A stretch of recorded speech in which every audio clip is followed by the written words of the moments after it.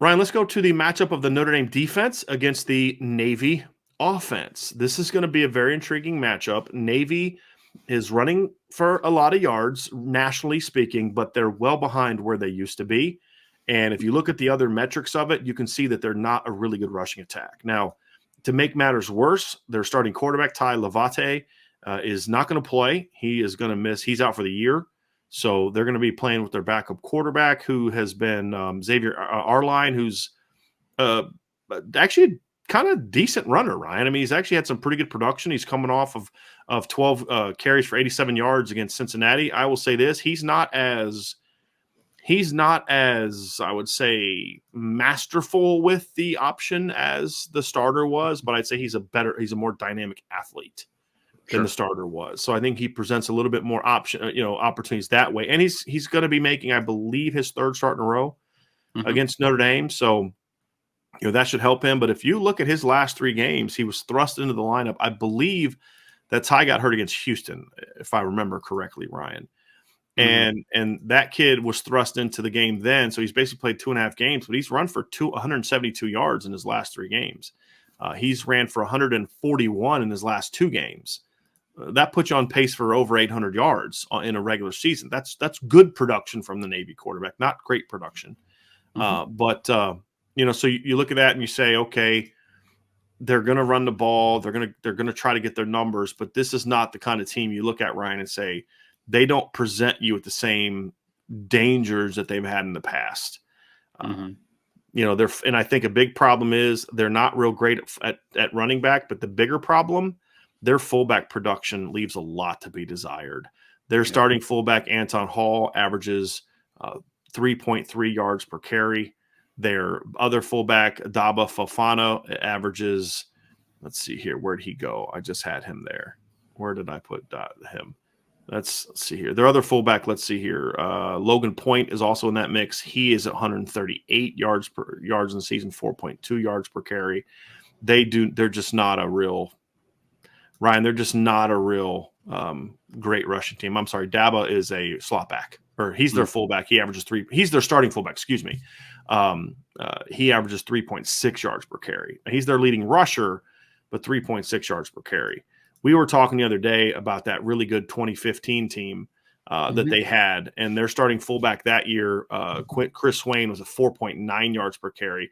But if you remember, they had that little bowling ball behind him, Quentin Ezel. He was their number 2 fullback, and he ran for 5.1 yards per carry. So that's where they like to be. I mean, that's where you want your fullbacks to be. If you go back to the 09, remember the 09 team that beat Notre Dame, Vince Murray was their starting fullback. He was at 5.3 yards per carry. And if you remember this name, Alexander Teach, he was the guy that ripped Notre Dame up. He went for 5.4 yards per carry. And then the next year, Teach becomes a starter in the go-to guy. He was at 5.9 yards per carry. So I'm giving you context of where their fullback position is. Starter 3.6, backup 3.3. The next guy, Logan Point, who's their third fullback, is 4.2. When you're only averaging 3-point-something yards per carry at fullback, and your quarterback is not a Ricky Dobbs or a Keenan Reynolds, those two things then play off each other in a negative way. When you're good at both, they play off each other in a positive way. Being good at fullback makes your quarterback better, and if your quarterback's good, it makes your fullback better. But the same thing is true on the opposite side, which is while their yards may be high, Ryan, their yards per attempt are not high. And so statistically, this is a game that Notre Dame needs to be able to handle this attack. Well, and I was going to say, Brian, the fullback position being what it is right now, or the dive back position, depending on how you want to classify it, it being what it is right now for Navy, like that's how the whole triple option functions, right? Like then you have to give more resources to stop in the dive, the inside run, and then that's when, oh wow, and then we're a guy short on the pitch outside, and that's kind of where the success kind of really sprouts from, is the ability to run the ball up the middle and to have that fullback dive working. So it's not a great rushing team in a vacuum, right? Like, again, the volume stats kind of are misleading. The 9th best rushing team in the country, but if you watch the efficiency of the rush offense, just not there. I think you said something perfectly to start this conversation of there's not much dynamic ability with this rushing attack, right? Like, I mean, there's going to be a slot back always that has a high yards per carry because he's only getting not a high volume of touches, and he's just getting outside pitches when no one's home. But for the most part, there's not anybody that really terrifies you to break a big run, right? Like this is kind of let's hope that we get 3 runs and the first down off of 3-point-something yards a carry. Like this is what this team is this year. And that's Notre Dame has to keep them there, but also you have to force them into some things that are going to make them uncomfortable, trying to get the ball in the perimeter in different ways, trying to pass the football on maybe some early downs, like those types of things. I think is how you beat this team, is to make them uncomfortable. They do not want to operate that way. Well, I'll give you some more context, Ryan, because the slot backs are a byproduct of how good you are at other positions, right? Now, that doesn't mean it's not good to have good slot backs. I'm not saying that at all. But what I'm saying is the slot back production is not going to be good if you're not good at the other positions. And so, you look at where they're at now, Ryan, with their production in the slot. Their top slot back, Mikael Haywood, is at 6.4 yards per carry, which is fine. Vincent Terrell's at 3.3 yards per carry. Their next, Daniel Jones, is at 4.3 yards per carry. Okay. Not great. It's not great. Let's put it into context. The 2019 team, which is the last really good Navy team, I believe, that rushed for over 300 yards. They have not been over 300 yards since 2019. Think about that for Navy's offense. And you look at that team, their slot backs that year, you had 8.3, 7.2, 7.1, and 5.3. You look at 2015, the last year, the year they had Keenan Reynolds. Here's their slot back production, Ryan. 10-5, 7-5, 7-2, 15-8 was what they got from their slot back production. Why? Because they were dynamic at quarterback and fullback. And so you had to really focus a lot of resources on that, and they're pitching that sucker out to wide. They're just grass. I think here's another thing that's hurt Navy's triple option. Not being able to cut on the perimeter has really hurt the perimeter part of this rushing attack. It is a lot harder to be effective on the perimeter with the pitch game when you can't cut block and put guys on the ground. That rule change has hurt the triple option. It really has. I'm glad, because it's a very dangerous block anyway. It's even more dangerous in space, in my opinion, which is why I didn't like teaching it. And I actually fought the one triple option team I coached on. I fought the coach on it nonstop because I think there's better ways to do it the way that we did it. But Navy has not adjusted well to not being able to cut. I think that has impacted their pitch game as well, and partly why you're seeing the slot numbers go way down in the last few years since those rules have really gone into effect. Man, I would hate being an alley runner and having to deal with cut blocks in space, man. Like that is not fun. It is not. And I mean, again, Brian, slot backs are the byproduct of the successful inside run, because then you're a player shorts working outside, and then that quarterback gets the ball out late. And to your point, you're running to grass at that point. You're not running to, beat a guy one-on-one. You are literally just running to the corner until you can't stop. 10.5 yards a carry that you're a Malcolm Perry. That is a silly number, man. Like, that is absurd. But those guys also aren't getting a ton of touches, like they're the third part of the triple option. That's what they are. So to your point, Ryan, like in 2015, for example, their top slot back, Deshaun Romine, you remember him? He was really good, actually. He had 36 carries. Their number 2, DeBrandon Sanders, had 42 carries. And the only reason Deshaun had fewer carries is because he was at 10.5 per attempt, where DeBrandon Sanders was 42. Damon Brown was at 32. So their slot backs, as Tonio Gully, remember him? He was at 15.8. Calvin Cass was their next guy at 16 carries. He was at 8.8. But it was 36, 42, 32, 12, 16. That's what the numbers they were putting up. And so you'll rip off 10, 15, and then the occasional 50-yard gain, and the yards per attempt are going to be really high. But even if you add all of them together, it's a lot. That's over 100 touches at 7, 8, 9 yards a carry. And again, but it all boils down to being good inside. If you're not good inside, you can't be good outside. And then when you add that combination of the blocking, you're seeing why Navy's just not nearly as efficient as they used to be when it comes to running football. Up front, they're actually kind of big if you look at them compared to the past Navy teams. Their left tackle, left guard are 6'3", 265 and 6'3", 262, typical size for Navy. Their center, Mertezi, is 6'3", 315. The right guard, Joshua Pena, is 6'2", 286.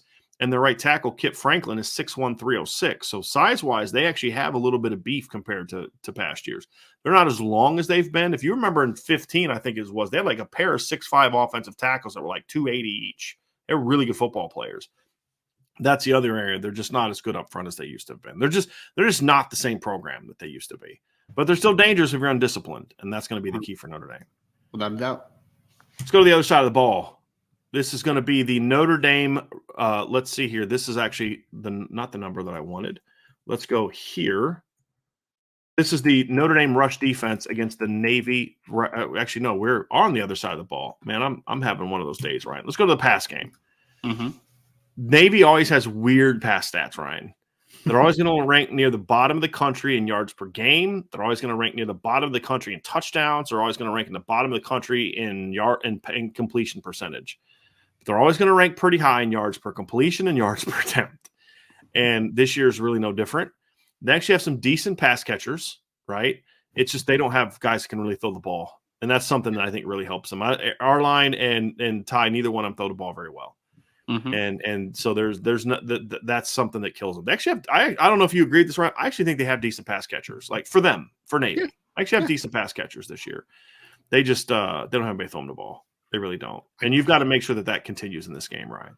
I know there's a couple other military teams, Brian, but I can't believe 19 yards of completion is third in college football. Like, that's a silly number, man. I mean, we talked about it yesterday a little bit on the show last night, right? It's like they're running waggle and they're running a bunch of stuff that, vertically down the seams. They're throwing the ball over your head after you've kind of gotten lulled to sleep in the run game. And it's post seams and wheels, man. That's what they do.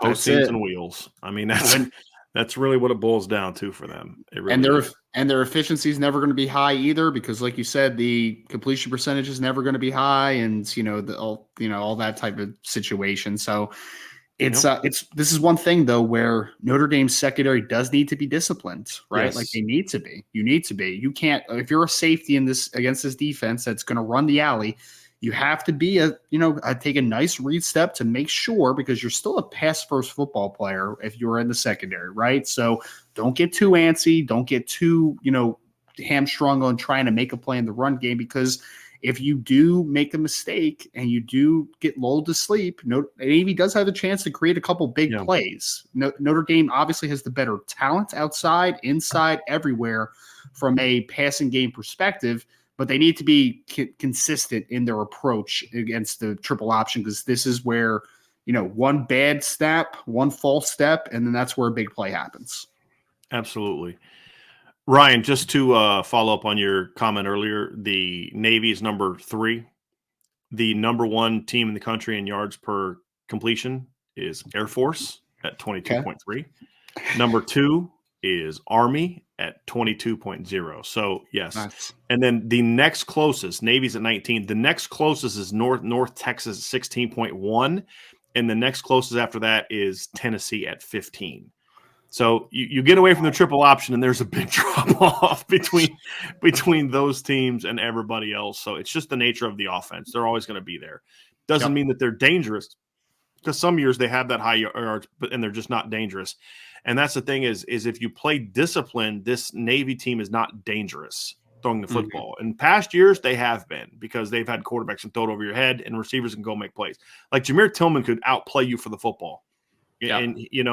And they've had some guys that were really athletic, where they had some slots that could really run and get isolated on linebackers. The team's trying to play 4-4, and they run a post wheel concept, and your linebackers chasing this little 5'9" kid whose feet are moving 100 miles an hour, and they just hit that big play on you, because but this team, Ryan, to your point, the danger for this team is more about you not being disciplined than it is Navy necessarily beating you.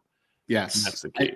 I mean, because Jameer Tillman was a kid that, like, if I was an NFL team, and I'm pretty sure they did, like, come into a camp, sir. Like, let's see what you can kind of work with. You know what I mean? Because he's that type of talent. I mean, he's like a 6'4" kid that could run a little bit. Yeah. I agree that I think Navy's got a couple decent pass catchers, but they don't have a Jameer Tillman out there, right? Like, there's no guy like that out there.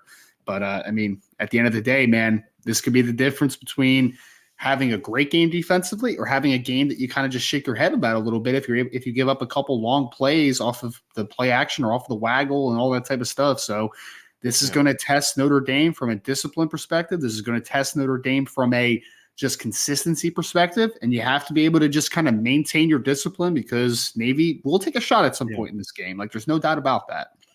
Now, the thing with Jameer Tillman, Ryan, the thing that hurt him is, if you remember correctly, he was getting ready for the draft, and he had a lot of teams looking at him. But the military, like right before the draft that year, changed their rule. They Yeah. used to allow kids to kind of play in the NFL first before they serve, but then they changed the rule and they forced them to serve their 2 year. Forced them. I mean, you signed up for it. You knew it. I mean, but when you signed up, and this is why Alohi Gilman left, because when Alohi signed up, they had a rule that if you were able to play in a professional sport, you could delay your service to the military academy and to the military, I should say, not the academy. Well, then they changed that rule in Alohi Gilman's first year, and he's like, I didn't sign up for that. I signed up with this knowing that I would serve my country, but I'd get this opportunity because I don't have that window, right? If I go serve and no one's going to want me in 2 to 5 years, you know what I mean? Right. And so that's what hurt Jameer Tillman was that. So disappointing, I think, obviously, was when that decision was made. Fortunately, I think they did reverse that rule, so now eventually guys can have that opportunity. Luckily, So. Yep, absolutely. And then last, Ryan, is the scoring offense against the Navy scoring defense, or the Navy scoring offense against the Notre Dame scoring defense. And in most of these areas, Notre Dame dominates. Notre Dame is 27th in the country in scoring defense. And when you consider how bad their offense has been, and you consider the fact that they've played some really good scoring offenses this year, Notre Dame's pretty good. I believe Notre Dame has still held every single team they've played this year under their season scoring average. And when you look at when they played, it was at least by a touchdown, I think, in all but one game, I believe. Probably the Marshall game, right? Was the exception. Well, if you only count with the points that Marshall scored on offense, it was like 8. It was actually the Cal game at the time. Gotcha. Was I believe the one, but a couple of those teams have had some games since then that dragged their numbers down a little bit, but they have held every team that they've played this year under their scoring average. So if that continues against Navy, then you're going to see a pretty big drop off when you look at what the kind of numbers they're going to produce. But they don't move the ball well. They don't move it. They don't get a lot of yards. They don't get a lot of points. They don't get a lot of yards per play. They're not very good in the red zone. The red zone touchdown rate is the one that really shocks me. Right. That's really low for this type of offense. Yes. That's where you don't want to be against Navy, is you don't want to be in the red zone against them because they're usually pretty good. Here's an example. They're at 50%. Again, context, right? You want to talk about why Navy struggles? They're 50% rate right now, ranked 108th in the country. In 2019, the last year they were good, they were second in the nation in red zone touchdown rate at 79.6. In 2015, they led the nation at 75.9. And then in 2009, with Ricky Dobbs, they were 15th. And in 2010, that next year was 11th. So way down from where they used to be. Third down offense is decent, but third down's really, you know what I should have done for this one, Ryan? I should have put their fourth down stats on there. Because this is a team that, like, third down is just they're just not the same team as everybody else when it comes to third down, because they will go for it on fourth down a ton. And, the key for you is you just want to try to limit those opportunities. For example, they are fourth in the country tied for second in the country in fourth down opportunities. Wow. And they convert over 50. They're actually a lot better on fourth down than they are third down. As you can see, they convert 41.1% of their third downs. This year, they're converting. Let me find it here, Ryan. Actually, let me see. Third down. That's third down. Let me go to fourth down. Navy this year is tied for second in the country or tied for third in the country at conversion rate on fourth down at 54.84. Wow. So yeah, they have converted 17 fourth downs this year, which is tied for fourth in the total number. Texas Tech leads the nation with 42 attempts. Big analytics team there. So. The next closest team is 31. So you got to be prepared for that. Put them in as many fourth and longs as possible, because they'll go for it on 4th and 9 at midfield, but they're usually going to throw, or they'll run their outside stuff, but they'll try to throw and more in those downs, and that's where you want them to be. You want to be a throwing team. There's no doubt about it. I love analytics. I love analytics. Yeah, whatever. So that's the matchup between the Notre Dame Fighting Irish and the Navy Midshipmen. Statistically, he starts off a really intriguing matchup, Ryan. A really good run defense against a really good rushing offense, but after that, it kind of goes way down. Yep. And you see, that's why Navy's 3-6. Okay, it makes more sense now, because they just don't do some of the things well that they used to do well. They don't they don't move the chains as well. They don't put the ball in the end zone as well. They turn the ball over a decent amount too for their style. For them. Yeah. Especially the interceptions was one that I found to be like, wow, that's for a team that doesn't throw the ball much. They're 5, I think. Right? You guys have thrown a decent amount of like 5 interceptions. Yeah. Let me see, what are their pass attempts on the year? Just more than maybe they are in other years because they have to throw. But yeah, they've thrown 108 and they average 12 passes a game, and they've thrown 5 interceptions on the season. Mm-hmm. So and Notre Dame's thrown 6, and they throw the ball obviously a lot more than Navy does. So well, and like that 8.3 yards per attempt, which ranks in the top ranked some 27th. That's still way down. I mean, they were 11.9 in 2019. They were with Will Worth in 2016. They were 11.4. With Keenan Reynolds, they were 10.5. And even Ricky Dobbs, who of those guys that we just mentioned was without question the least effective passer compared to Keenan Reynolds and Will Worth. Mm-hmm. Even then, they were like almost 10. They were 9.9 in 2010 and 9.6 in 2009.